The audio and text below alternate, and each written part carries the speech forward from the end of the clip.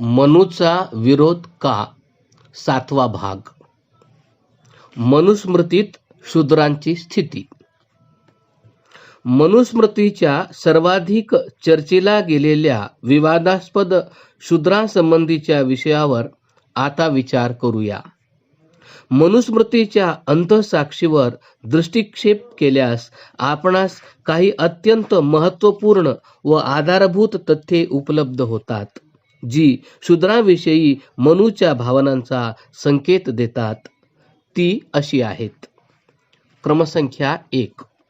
दलित मागासवर्गीयांना शूद्र म्हटले नाही. आजकालच्या दलित, मागासलेल्या व जनजाती म्हणविल्या जाणाऱ्या जातींना मनुस्मृतीत शूद्र म्हटले नाही.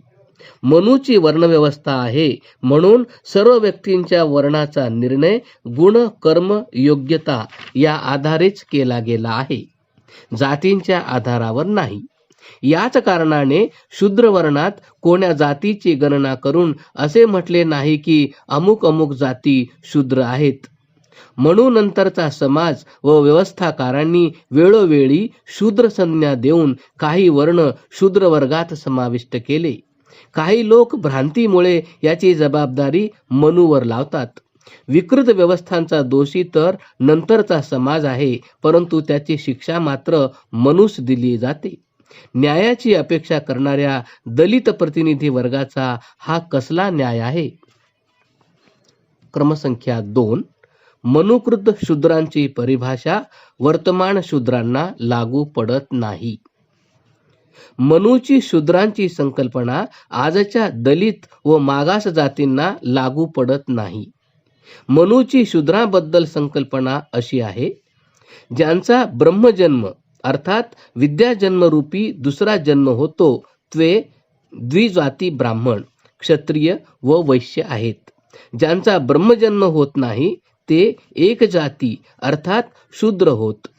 जे बालक योग्य वेळी गुरुकडे जाऊन संस्कारपूर्वक वेदाध्ययन, विद्याध्ययन व आपल्या वर्णानुसार शिक्षण दीक्षा घेते, तो त्याचा विद्याजन्म नामक दुसरा जन्म होय, ज्यास शास्त्रात ब्रह्मजन्म म्हटले आहे.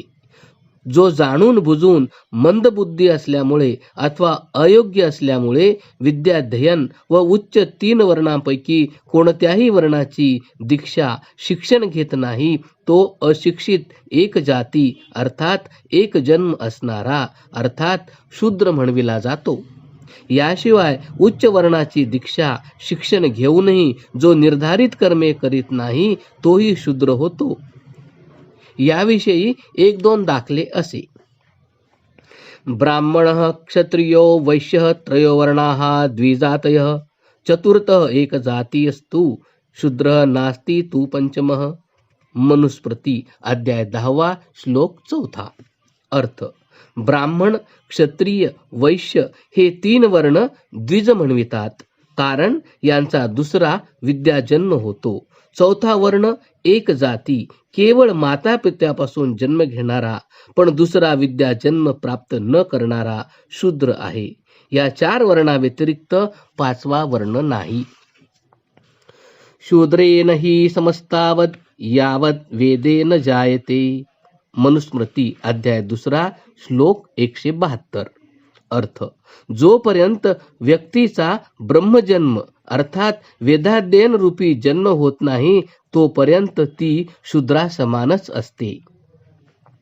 न वेत्ती अभिवादस्य यथा शूद्रस्तथैव च. मनुस्मृती अध्याय 2 श्लोक 126. अर्थ: जो अभिवादन विधीचे ज्ञान करून घेत नाही, तो शूद्रच असतो. प्रत्यवायेन शूद्रताम. अर्थ: ब्राह्मण हीन लोकांच्या संगतीने व आचरणामुळे शूद्र होतो. नंतरही शूद्रांची परिभाषा हीच राहिली. जन्मना जायते शूद्रः संस्कारात द्विज उच्यते. स्कंद पुराण. अर्थ: प्रत्येक मनुष्य जन्मतः शूद्रच असतो. उपनयन संस्कारामुळे दीक्षित होऊनच तो द्विज बनतो. मनूची ही व्यवस्था आजही बाली द्वीपात रूढ आहे. तेथे द्विजाती व एकजाती संज्ञांचाच वापर होतो. शूद्रास अस्पृश्य मानत नाहीत. क्रमसंख्या 3. शूद्र अस्पृश्य नाहीत. अनेक श्लोकांत हे स्पष्ट होते की शूद्रांप्रत मनूची मानवीय सद्भावना होती व तो त्यांना अस्पृश्य, निंदित अथवा घृणित मानित नव्हता. मनूने शूद्रांसाठी उत्तम, उत्कृष्ट, शुची अशी विशेषणे वापरली आहेत. अशी विशेष व्यक्ती कधी अस्पृश्य वा घृणित मानली जात नाही. शूद्रांनी द्विजाती वर्णाच्या घरी सेवा, श्रमकार्य करावीत असा निर्देश दिला आहे. कोण्या द्विजाघरी जर कोणी शूद्र अतिथी रूपाने गेला तर त्यास भोजन द्यावे असा आदेश आहे. द्विजांना आदेश आहे की आपले सेवक जे शूद्र आहेत त्यांना अगोदर जेवू घाला, त्यांच्यानंतर तुम्ही जेवण करा. आजच्या वर्णरहित सभ्य समाजात सेवकांना प्रथम जेवू दिले जाते काय, आणि त्यांच्याकडे एवढे लक्ष दिले जाते काय? किती मानवीय, सन्माननीय व कृपापूर्ण दृष्टिकोन होता शूद्रासंबंधी मनूचा. वैदिक वर्णव्यवस्थेत परमात्मा पुरुष अर्थात ब्रह्माच्या मुख, बाहू, जांघ, पाय यापासून क्रमशः ब्राह्मण, क्षत्रिय, वैश्य व शूद्र यांची अलंकारिक उत्पत्ती सांगितली आहे. याचे 3 निष्कर्ष निघतात. 1. चारही वर्णांच्या व्यक्ती परमात्म्याची एक समान संतती आहेत. 2. एकसारख्या संततीत कोणी अस्पृश्य वा घृणित असत नाही. 3. एकाच शरीराचे अंग असलेले पाय अस्पृश्य अथवा घृणित नसतात. असे श्लोक असताना कोणी तटस्थ मनुष्य काय असे म्हणू शकेल की मनू शूद्रांना अस्पृश्य व घृणित मानित होता? क्रमसंख्या 4. सन्मान व्यवस्थेत शूद्रांना सूट, सवलत. मनूने सन्मानासंबंधात शूद्रांना विशेष सवलत दिली आहे. या मनुविहित सन्मान व्यवस्थेत प्रथम 3 वर्णांत अधिक गुणांच्या आधारावर अधिक सन्मान देण्याचे सांगितले आहे, ज्यात विद्यावानास सर्वाधिक सन्मान आहे. पण शूद्रांबद्दल अधिक सद्भाव दाखवीत विशेष विधान असे केले आहे की द्विजवर्णातील व्यक्तींनी वृद्ध शूद्रांस प्रथम सन्मान द्यावा, कारण की शूद्र अशिक्षित असतो. हा सन्मान पहिल्या 3 वर्णांपैकी कोणासही मनूने दिला नाही. मानारः शूद्रोऽपि दशमीं गतः. मनुस्मृती अध्याय 2 श्लोक 137. अर्थ: वृद्ध शूद्राचा सर्व द्विजांनी अगोदर सन्मान करावा. उरलेल्या 3 वर्णांपैकी अधिक गुणी व्यक्ती प्रथम सन्मानास पात्र असते. क्रमसंख्या 5. शूद्रास धर्मपालनाचे स्वातंत्र्य. न धर्मात प्रतिषेधनम. मनुस्मृती अध्याय 10 श्लोक 126. अर्थ: शूद्रांना धार्मिक कार्य करण्यास आडकाठी नाही. असे म्हणून मनूने शूद्रांना धर्मपालनाचे स्वातंत्र्य दिले आहे. यासंबंधी अधिक ज्ञान त्या श्लोकानेही होते, ज्यात मनूने म्हटले आहे की शूद्रांकडून सुद्धा उत्तम धर्म ग्रहण करावा. वेदामध्ये शूद्रांना स्पष्टपणे यज्ञादी करण्याचा व वेदशास्त्रांचे अध्ययन करण्याचा अधिकार दिला आहे. याविषयी दाखले असे: यथेमां वाचं कल्याणिमा वदानि जनेभ्यः ब्रह्मराजनाभ्यां शूद्राय चार्याय च स्वायचारणाय. यजुर्वेद. अर्थ: मी या कल्याणकारी वेदवाणीचा उपदेश सर्व मनुष्यांसाठी ब्राह्मण, क्षत्रिय, वैश्य, शूद्र, स्वआश्रित स्त्री, मुले इत्यादी व अतिशूद्र आदींसाठी केला आहे. यज्ञयासः पंचजनाः मम होत्रं जुषध्वं. ऋग्वेद. अर्थ: यज्ञ करण्यास योग्य अशा 5 प्रकारच्या मनुष्यांनी अग्निहोत्र करीत जावे. पंचजनाः चत्वारो वर्णाः निषादः पंचमः. निरुक्त. अर्थात 4 वर्ण व 5वा निषाद हे पंचजन म्हणवले जातात. मनूचे असे ठाम म्हणणे आहे की मनुस्मृती वेदानुकूल आहे, म्हणून वेदाधारित असल्यामुळे मनूचीही तीच मते आहेत.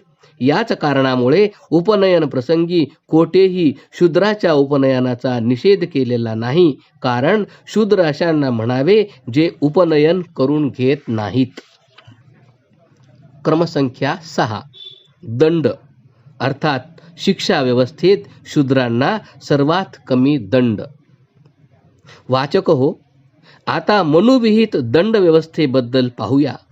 असे म्हणणे अत्यंत अनुचित आहे की मनुने शूद्रांसाठी कठोर दंड सुचविले आहेत, सांगितले आहेत व ब्राह्मणांना विशेषाधिकार व विशेष सवलती सांगितल्या आहेत.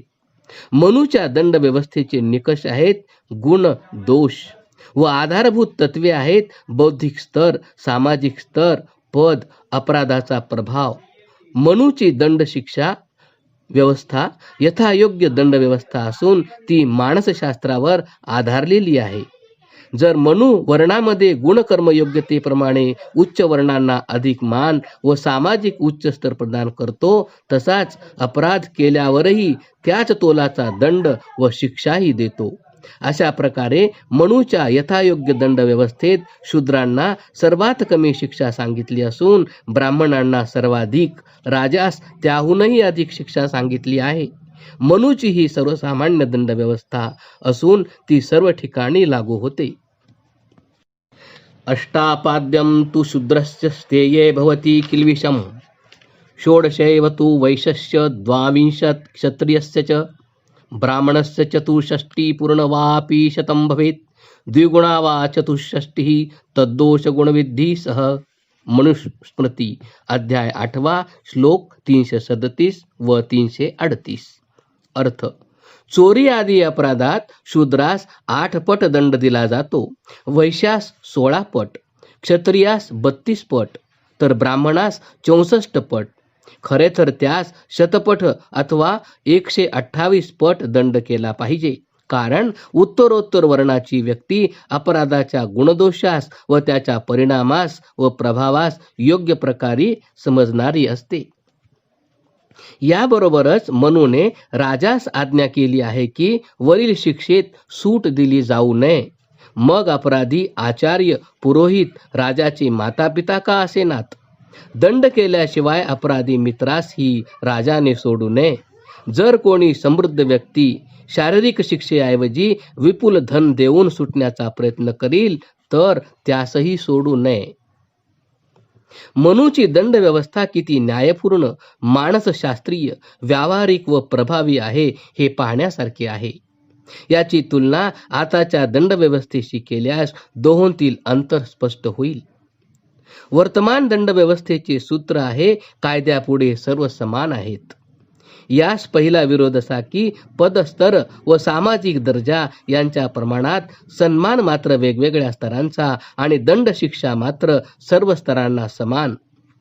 दुसरा विरोध हा की दंड शिक्षा यथायोग्य नाही. उदाहरणार्थ, एकाच्या शेतात एक कोकरू, एक रेडा व एक हत्ती चरत आहेत.